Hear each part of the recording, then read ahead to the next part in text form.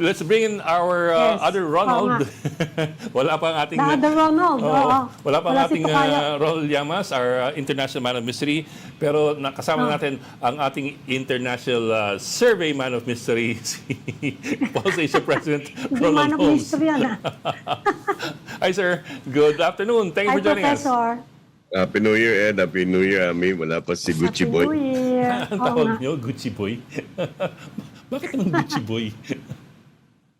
Ay, si Gucci Boy. Okay, gets ko na. Sorry. Slow ako.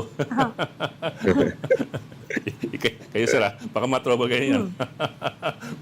Sir, anyway, I was perusing the latest Pulse Asia survey, December 12 to 15. Okay, it notes here that essentially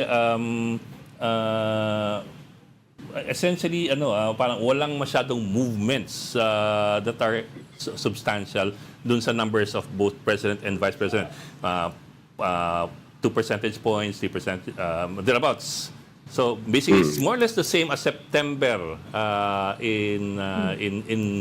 suppose in statistical terms. But despite that, we had major developments from September to December. Why do you think that is? Na parang ang dami nangyari, ang dami nagrally, ang dami nagalit, pero hindi masyadong gumalaw ang mga numbers.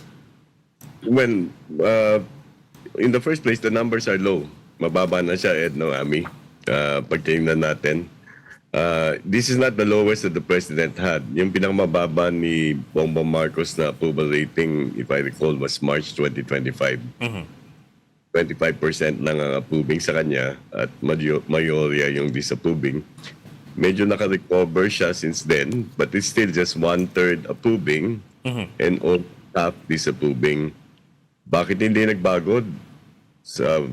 Kahit na ang dami nangyari.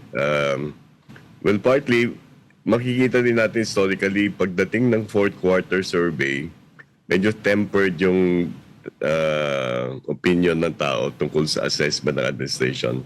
Ewan ko dahil parating ang Pasko. This is normal in a fourth quarter survey. No? You don't see that much of substantive change unless there are things that really led to a worsening of their material condition. Actually, ang medyo nag-nudge ng konti yung disapproval rating ni President Marcos. Considering all that's happening, bakit kaya ganon? Umakyat siya ng 4 na points lang, Ami. Medyo margin area nationally. Pero ang pinamalaking pagtaas ng disapproval niya na beyond the margin of error sa NCR. Majority na ang disapproving sa pagganap ng kanyang tungkulin sa NCR. Ito yung isang area na medyo nag-hold kay Bongbong Marcos for quite some time. Pero ngayon, 53% are disapproving of his performance as president. And then you have 50% who are distrusting. Also an increase, no, significant, 13 points increase from our survey in September. So, medyo yung NCR, mas attentive siguro at mas maraming kaganapan sa NCR. No? You had the rally held by the Iglesias and then you had the Trillion People March and yung baha sa Luneta ba yun? I forgot the name of that over the last quarter.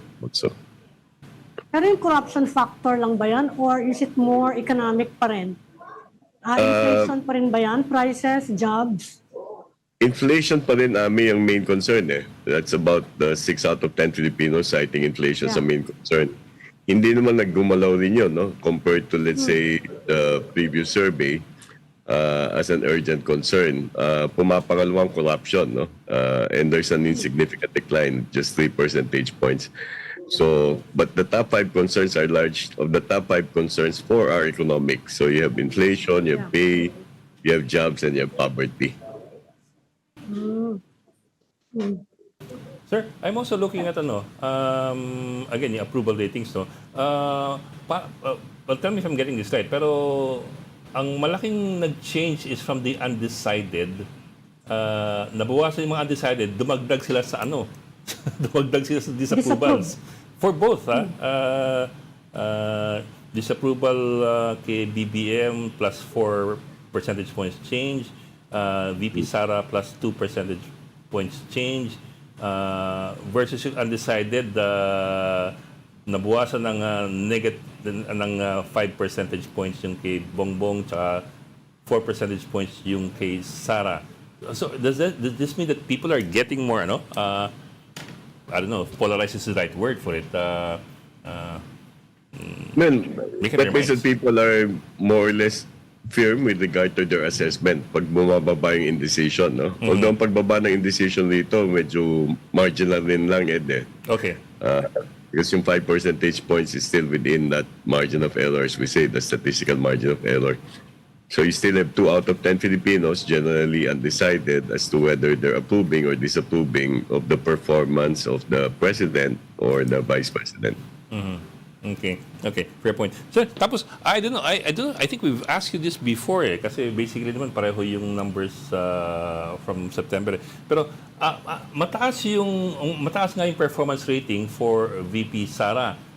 But on the other hand, I mean, how do we square that, or how do we account for that given the fact that in effect the VP is right now still a spare tire. Wala naman siyang ibang ginagawang trabaho. Not even independent anymore. So I don't know if this comes up in your questionings, in your surveys, but how do people say that they approve of the performances? It's actually, parang pwede mong tignan na popularity rating yung sa approval, no? And trust.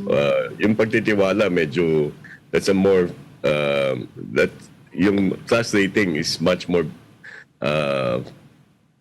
what's this, with a basis, no? Kasi pagtitiwala, ibig sabihin, may equate mo na medyo tanggap nila yung isang individual na pinagkakatiwalaan nila. Yung approval is really more popularity on the part of Vice President. And we've seen Vice Presidents in the past who have higher approval ratings than the President. Yeah. Essentially because the President is held accountable more than the Vice President is. Okay, yeah. That's a good point. Yung numbers ni Vice President, affected pa rin ba siya nung what's happening to her father? Kasi nawawala na rin sa balita yung tatay niya, no? Except occasionally, kung may nangyayari sa ICC, may impact pa rin ba kay VP Sara? I mean, makikita yan doon sa regional, doon sa subnational, I mean. Yung NCR niya, nakabawi siya. Nananatili siya sa majority, pero it's a slight majority, no?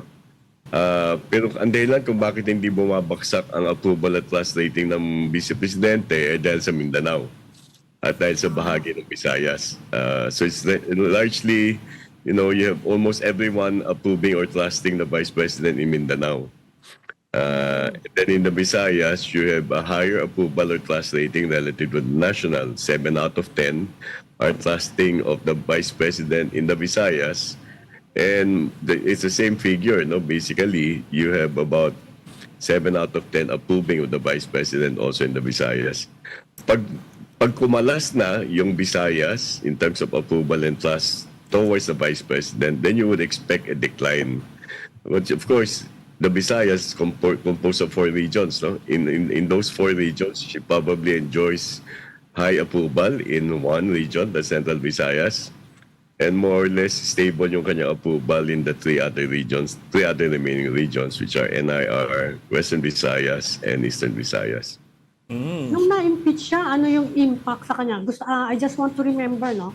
Yeah. Kasi I'm asking because malapit na yung deadline for, yung... The one-year ban. Well, hindi deadline, kundi yung date na sinet ng Supreme Court na pwedeng mag-file ng new impeachment complaint, which some of the minority members ng House are saying they are planning to do. Yung nakaraan, tong una, ano yung impact?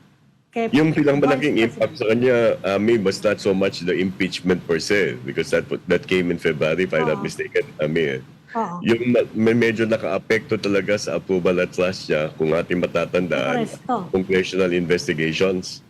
Yeah.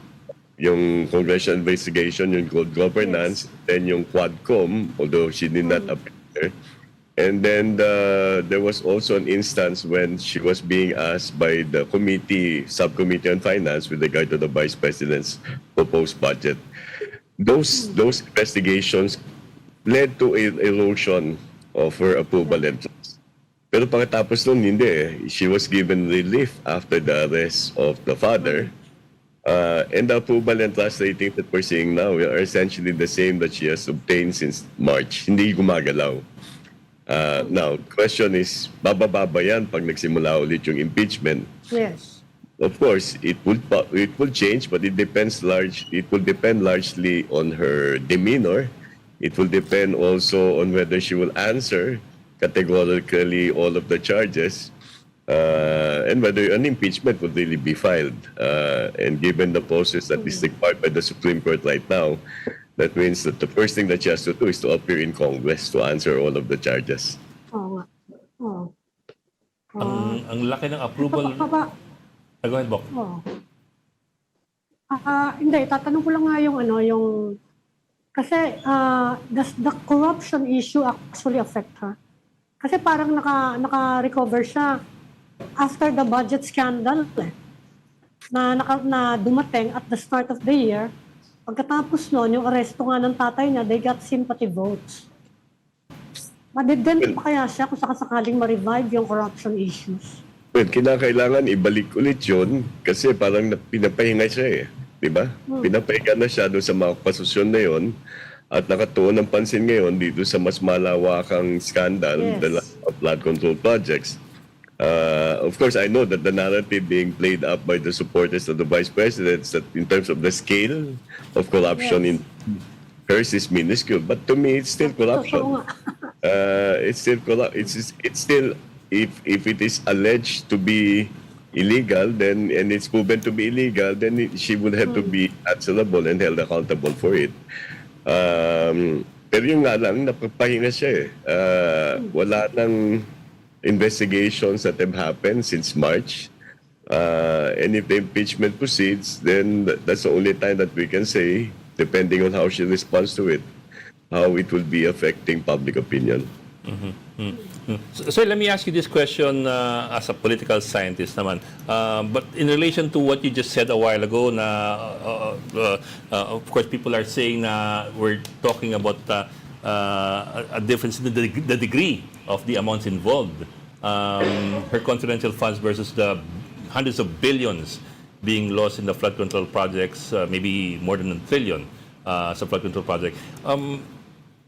Come impeachment time, kung matuloy man yun, I get what you mean na corruption is corruption, whatever the number is. Pero how do you think the public or how do you think people will weigh the numbers? Kasi nga, one is 125 million versus another one which is in the hundreds of billions. Well, sa akin, Ed, it will really be in terms of the evidence that will be presented by whoever will be pursuing those impeachment cases. Regardless of whether it's 125 million or whether it's, I think in aggregate, parang more than 200 million. No? But if it is proven that that amount was not spent based on what is established, and that amount was misused, then the Vice President should be held accountable. But again, the evidence that should be presented in this case. So now, will the public react positively or negatively to such accusations? If the evidence does support, I think the public will accept the decision of, let's say, if it gets to the impeachment court. It's similar to the impeachment case of the late Chief Justice Corona, di ba? The public was ambivalent about the impeachment. Parang some people who were supportive of the Chief Justice then were saying, this is just a one way for the President then to get Chief Justice Corona out of the picture. But eventually, when it was established that he had certain assets which were not declared, even the ones who were supportive of him in the court changed their minds. And when we look at, let's say, the polls at the time and whether they thought that the decision was something that was acceptable, we saw that it was accepted by a majority of Filipinos. So again, it is based on what evidences will be presented. Kung wala ebidensya, mahirapan tanggapin ng mamamayan. Maasahan natin na hindi tatanggapin yan ng mga sumusuporta sa Vice Presidente, no, kahit na anong ebidensya. Yes, sir. Pero sa pangkalahatan, siguro, yung mga tao sa ibang lugar na hindi naman nasa balwarte ng mga Duterte, ay mas bukas ang kanilang kaisipan. Yes, sir. Although, sir, one possible, again, I have to stress, possible difference lang is,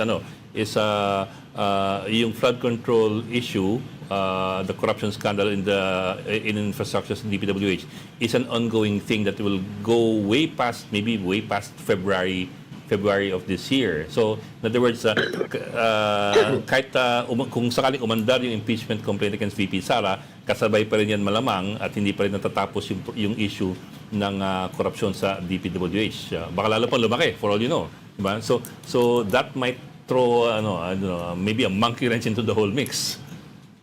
Yeah, well, yun yung context, no, na siguro mas mahirap na paliwanag kung bakit may pinipulso kasi pinipulso mo itong impeachment samantalang mayroon mas malalaking mga skandalo. Pero kung pareho may pursue at resolute ang pursuit, then I don't think that the public will see it as something that is simply just politicking. Sir, let me throw in... Sa disapproval ni Bongbong Marcos, naka-factor in ba doon yung kasi maraming mga disaffected din doon sa nagtatapos tong Pasko, nagtatapos yung taon, yung big fish hindi nakakulong, tapos parang nag-slow down yung momentum nung pag-iimbestiga, holding people accountable, hindi ba? Naka-factor in kaya yon doon sa disapproval? Possibly, may kasama yan doon sa pagtaas ng disapproval sa National Capital Region. No? But in other areas, you don't see that much of an increase in terms of disapproval. So, kasi yung presidente naman, nagbitaw siya ng pananalita na bago mag-December 15 ay may makukulong. Siguro mga early December na ba yun o late November? Yes. And yung pag-resonate ng ganung pananalita at pahayag, maaari may katagalan at hindi na masyadong nasakop nitong survey na ginawa namin noong kalagitnaan ng Disyembre. Saka makarecover kaya yon. Halimbawa, pagpasok ng first quarter, for example, makita ng mga tao ay resolute nga naman pala itong gobyerno nito in going after the big fish. Makaka-recover siguro, no? Depende talaga kung ano mangyayari sa buwan ng Enero at Pebrero bago gawin yung survey that normally we do in February or March. It really depends on what will happen then. Kung talaga meron ng malalaking isda na na-arrest, baka makarecover yan. Ang kaibahan na itong survey sa fourth quarter sa first quarter. Yung first quarter, medyo mas bukas ang mga tao na maghayag ng kanilang kalooban, no? Lalo-lalo na, joke nga namin pag wala ka ng pera, baka mas mapamnuri ka. Diba? Kung walang nangyari sa Enero at Pebrero, maaring hindi magbabago, no? Maaring makakasama sa administrasyon. Pero kung merong laking bagay na nakamit ang administrasyon, meron nang na aresto, meron nang na-charge na medyo malalaking mga tao, makakatulong yan, no? At kaugnayan doon sa sinasabi ni Ed, kung ipurpose yung impeachment, ibig sabihin, pare-parehong level yung resoluteness sa pagitan ng pamahalaan, kahit nakakampi ka, kahit nakaalitan ka, kung iisa lang ang level o intensity ng kanilang initiative, at ito'y seryoso, hindi sila pupulahan ng tao na parang namumuliti ka lang kayo. Sir, given the President's low ratings compared to VP Sara's ratings, I'm just playing with ideas here. What are the chances of kung sakaling February si VP Sara faces impeachment charges, what are the chances of the President also facing impeachment charges as well? Well, the chances of to begin with, as a political scientist, Ed, yes, sir. Yung impeachment is a numbers game in the lower house. Yeah. No? Of course, there are processes now that they would have to comply with given the Supreme Court decision. Napalagay ko naman hindi makakuha ng numero kung nananatili yung alyansang sumusuporta sa administrasyon. Diba? Yes, sir. Ang impeachment na ilalatag laban sa Pangulo. Doon sa Vice Presidente naman, yung impeachment kinakailangan talagang very tight yung kaso, no? Nandoon yung mga ebidensya. At dapat ay talagang yung proseso. malawak yung ebidensya para pag hinarap nila ito, lalo-lalo na doon sa inaakusahan sa Vice Presidente, kinakailangan bakita ng Vice Presidente ng controverting evidence, di ba? So, yun ang medyo malaking bagay, no? It will be hard for us to really imagine the President being impeached now, given that he has a super majority in the House. It will be difficult, however, to impeach the Vice President given the Supreme Court decision. Well, sir, I asked that because well, we all know the track record of Congress. Pagpapalapit ng eleksyon, 2028 coming around the corner after 2026 next year, 2027 na campaign period, usually legislators will hitch their cart on whoever appears to be the front runner. So, yes, maybe 2026, baka hindi pa ganun ka-desidido yung iba sa Kongreso na tumalon. Pero if the numbers don't change by 2027, you might have I don't know, I'm just playing with ideas here. You might have a bigger argument for politicians to jump ship and change change to the other side of the fence. They may or they may not. Sa akin, they may jump ship because it seems that the trust rating and approval rating show that the president has the political capital, right? Mm-hmm. They may not because the president is still the president and has control of the release of funds. Mm-hmm. So in that case, you take the risk. If you are a politician, will you go and jump the ship and then transfer to another ship that of a prospective winner? Or will you stay until such time that the elections are over? Or closer to the elections? Kasi And then that's why you jump ship. 2027, presidente pa rin si Bongbong Marcos eh. Siya pa rin magde-decide kung anong releases ang That's papayagan. They can just as well wait for the elections to finish before jumping ship. The president is still the patron-in-chief, no? Yeah. So in that sense, would you go against the president? He might not have the political capital, but he has the power. Lahat ng pondo mo niyan, Ed, magiging for later release. So kung For later release, meaning no release. wala, hindi release. Follow up ko na lang yung question ni Ed, Professor. Kasi 2026, kahit malayo pa 2028, actually, nag-umpisa na yung mga, nag-a-align na yung mga tao, no? And may balak ba kayong, maglabas na ng mga, yung presidentiables for 2028? Sa amin normally yung aming mga pre-election survey for a presidential contest, the earliest that we do it is the year before the election. Yeah. The earliest is, I think, the first quarter of 2027. Kasi sa ngayon, hindi mo pa alam kung sino tatakbo. You can come up with a long list, you can come up with sets. You don't know exactly what will happen. No? In 2027, there might be a little bit more clarity. Pero eventually, ang baseline mo niyan, yung last quarter survey ng 2027. You know who the candidates are. Or maybe the closest that you can say will be the second quarter 2027. That's the point I want to raise nga, Professor. Kasi merong mga early surveys na, no? At syempre, lumalabas ang frontrunner is the Vice President. Pero yung ibang nagsasabi, kasi siya yung nag-iisa lang naman na Yep. na kilala ngayon na sure na tatakbo Na interesado. in 2028. In fact, kahit yung ibang yung mga sumusunod sa kanya na sa ranking ng mga early surveys, nagsasabi, hindi mo kami tatakbo. Ba't? Yun ang sinasabi nila Tama ba yon yung observation na yon? Tama yun. Siyempre, ikaw number one kasi ikaw lang naman yung pangalang lumulutang at this point. Yeah. Hanggat hindi pinal yung listahan ng mga tatakbo, hindi mo masasabi na ito ay firm na Frontrunner. Yari nung 1997, natatandaan ko, may isang survey nung hindi ko lang alam kung kailan ginawa. Hindi ko matandaan kung kailan ginawa. I think it was middle of 1997 or late 1997. Statistically tied si GMA tsaka si Era Estrada. But eventually, this was, I think, a survey done by the social weather stations. I will have to verify, no? But that's my recall. Unfortunately, since I'm a little bit more aged, my recall might be bad. But eventually, GMA decided to slide down to the vice presidency in favor of Joe de Venecia, and ERAP really won by a landslide.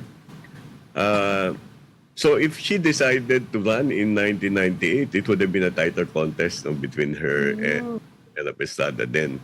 Of course, she won as vice president, eventually was ascended into the presidency by a Supreme Court decision. So that's another matter. So it's too early. You can run any survey now, but it's really just sabi mo nga, ang measure yan ay measure nung strength nung incumbent na vice president na nagsaad na siya'y bukas at tatakbo. At madalas na sinasabi, kaya siya kini-criticize ngayon kasi siya nangunguna na kandidato sa 2028. Pero hindi mananatili yan. Nakita na natin yan sa ibang mga eleksyon, alalan, na yung nangunguna sa umpisa ay eventually hindi sila ang nananalo. Okay. Yung numbers ni BBM, should he be worried? Alam ko si GMA nun mas mababa eh. Si Jimmy parang walang pakialam nun eh. She lasted 9 years. Sabi ko, it's a question of the political capital versus your own power. Yeah. You have power and you can use that power in order to regain the political capital. The question is, will they do so? Will they use the power that they possess, the authority that they possess, in order to, well, mobilize more support for himself and his administration? That we have to see, which we have not seen over the last more than 3 years. Okay, we'd like to say thank you to Asia President Ronald Holmes for joining us this afternoon. Si Tito Ronald pala, nalimutan ko, meron pala siyang meeting with the bishops today. Holy siya ngayon, holy. Holy heckler. No, the bishops... hindi holy. The bishops kasi like to meet with the sinners, the sinful people, more than they want to meet with the holy. Because they're more in need yung the people na makasalanan eh. Probably Tukayo needs more praise because his confessions will be longer. Kaya nagsabi yan ha. Sige, maraming salamat po. Asia President Ronald Holmes. Thank you, Thank you, sir. Ingat po.